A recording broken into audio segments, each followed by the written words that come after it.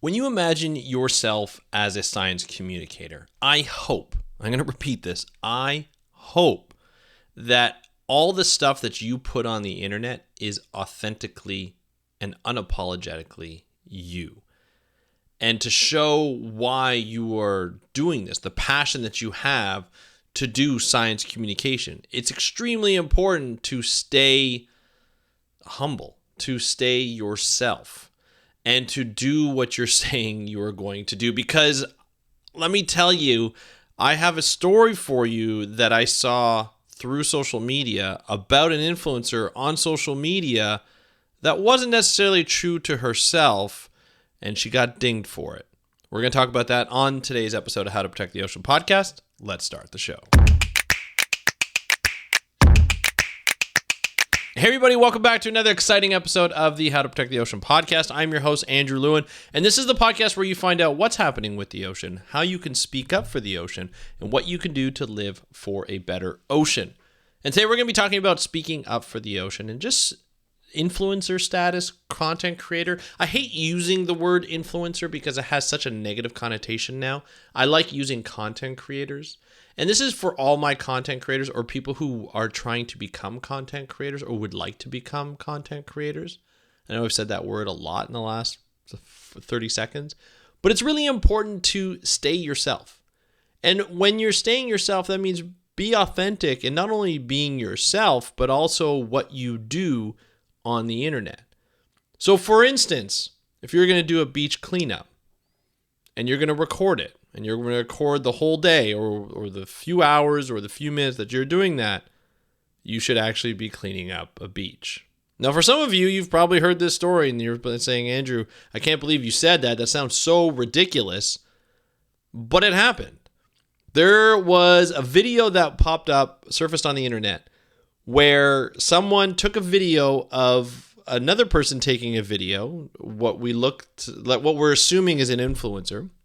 I don't know if this person who is involved in this video and this scam has been identified. I don't really care about identifying this person. That's not the point of this podcast.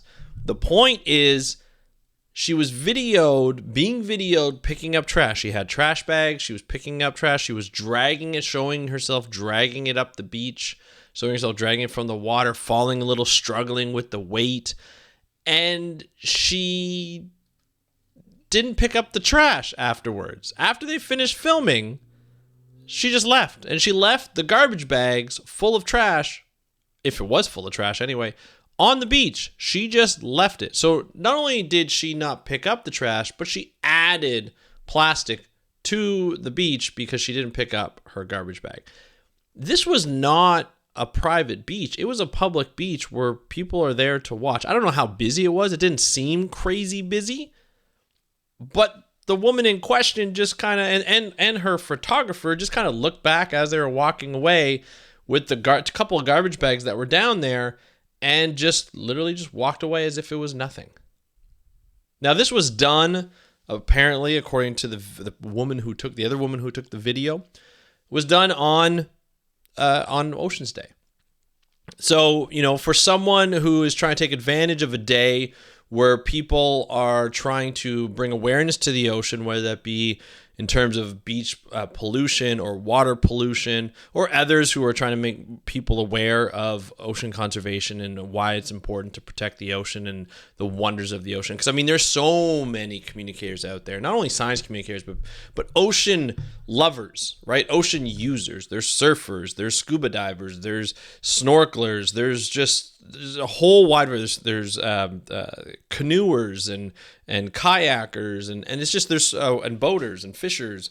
Just a wide variety of people who love the ocean, all in their own kind of way. And they will post on Ocean's Day. They will post during Ocean's Week. They may even post during Ocean's Month. And they will show why they love the ocean. And those posts are fantastic because it brings everybody together and being like, I love the ocean because, or this is what I do for the ocean, or this is how this is what the ocean does for me in particular. Those are good posts because that it provides a sort of like a feeling about, how that person who's posting about the ocean feels about the ocean, right?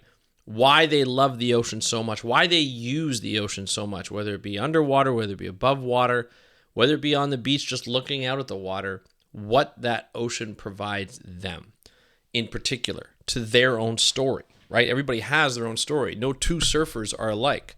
No two sea kayakers or scuba divers are alike. They're all going to have different reasons why they love the ocean. Some of them may be similar, but the ocean provides a lot of stuff for a lot of people and in very, very different ways. But going back to this woman who's just like, I am going to put out a post on Ocean's Day because I want to get clicks and I want to get follows and my brand deals matter. So I want to make sure it looks like I'm doing good things. And then go through the entire sort of charade of picking up trash on a beach and filming it and filming the struggle. I don't even know if there was actually trash in the bag. They may have just put something that looked like it was heavy. And she looked like she, they took a shot where she looks like she was having trouble bringing the bag up the beach. And then she got caught on a log or something and she had to struggle with that. And I'm sure it's quite hilarious. And for the followers of hers that are watching this video, that will watch this video, they're going to be like, oh man, that's kind of funny. Like she's struggling, or, hey, that's great what she's doing. She's struggling at getting this beach, like this plastic or trash picked up from the beach. And it's really important. It's really good that she's doing this type of work. And then she just leaves it there.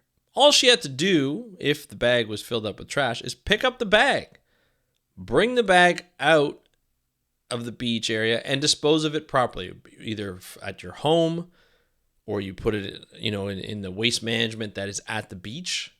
There's a lot of ways you can dispose of this garbage bag or of the trash that's in there. And for those of the people who do the beach cleanups, for those of them who actually work hard and gather volunteers and actually do the work and pick up the trash and then sort it all out and then either record it or put it in the trash or put it appropriately in the garbage bins or the recycling bins or the compost bins or whatever they do, this type of post and this type of video takes away a lot from the people who are working their butts off to do this type of work properly. Let's just go through it here. Imagine organizing a beach cleanup. Imagine what entails that. You don't just go to a beach and hand out bags and gloves and say, hey, you're using this beach and there's some trash on it. Would you mind picking up the trash? I mean, you could go that route, but that's not how it works. There's email lists and there's content to generate to get people to sign up that are local to those areas, going out and canvassing, maybe people who are leaving the beach or coming to the beach, like, hey, on such and such date at such and such time, we're going to do a beach cleanup. Since you're using the beach and you may be a frequent visitor or you might be in town as a tourist and you're available at this time, we're going to take care of this particular beach that you either have used or are about to use. And we would love to see you come out to help us protect that beach in a very nice way. But there's a lot of people you have to talk to and a lot of no's you're going to get just based off of those conversations. It's hard work. It's a lot of time, a lot of effort, a lot of dedication to the people who are volunteering and putting this together. Some of them are paid by organizations to do this and some of them aren't. Some of them just do it out of the kindness of their heart because they love the beach and they love the ocean so much. And they put in the hard work to do it. And here comes this influencer, quote unquote influencer. I'm saying influencer this time because it does have that negative connotation around it. And making a farce of the whole process of what's done and how people gather other people. And when the damage that this video could do is it sticks in the minds of people. It sticks in their subconscious, sticks in their back of their minds. And they say, when they look at it, they're like, oh, well, this person didn't do like this. I saw a video of a person not doing a beach cleanup. So I bet you all those videos I see of doing a beach cleanup, they're not real. They're probably just influencers that are just putting this together, which is complete BS. It's completely frustrating to me where one video can take away all the hard work and many videos and many pictures and many, hard days and nights of people organizing these beach cleanups and doing the right thing. in one video, a lot of that work can just be mangled. It just takes away all the respect that people had when they first saw those videos and now see influencers just trying to get a buck. Right? Because if you look at the influencer world and the content creator world, and there are brand deals, there are sponsorships. People get paid for the content that they put up. But it has to be authentic. Hopefully, the person that was in this video or that was shooting this video didn't post it, and they recognize the error of their ways. I'm sure that video that I saw went viral, and a lot of people were disappointed by it. And so you hope that video did not get posted. Hopefully it was that video that I saw got to that person before she posted that video, because that is disgusting, in my opinion. It's disgusting for the environmental movement. It's disgusting for all the hard work that other people put together to create content around beach cleanups and the importance of it and what they found and all this kind of stuff. Now, the one thing that it does do is it makes content creators who are doing beach cleanups, makes their life has to be a little bit more detailed.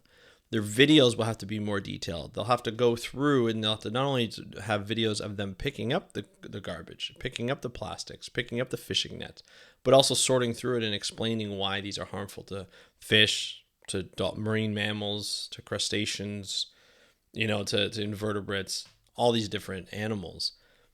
I could see that being a benefit. And it just requires more detail and more transparency. That's where it really gets into it. I don't want this person to be called out, this person that was in the video that did sort of the scamming of the beach cleanup. But I don't want her to post it. I don't want her to succeed on that post because she's not doing it for real. And she needs to be called out for it in a way. And she needs to recognize the error of her ways and that it doesn't help anybody just to put a post, other than maybe herself. But I'm sure somebody recognized her. The internet is a very interesting place where people dedicate their lives to looking at people who are doing some quote-unquote cancelable things. And maybe she gets called out for it if she does post the video. But it's something that I'm extremely disappointed in seeing. I feel bad for the people who work their butts off to do ocean conservation, to do beach cleanups, and to organize cleanups. It's just a shame to see this type of stuff happen.